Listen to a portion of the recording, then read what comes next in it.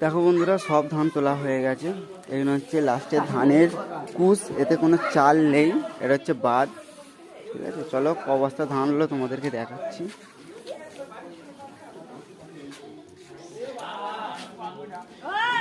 এখানে রাখা হয়েছে, এখানে রাখা, ভিডিওটা করা হয় না।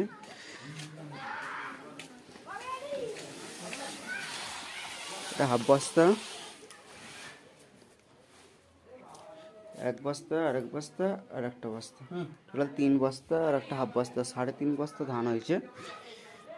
এই মিনিট।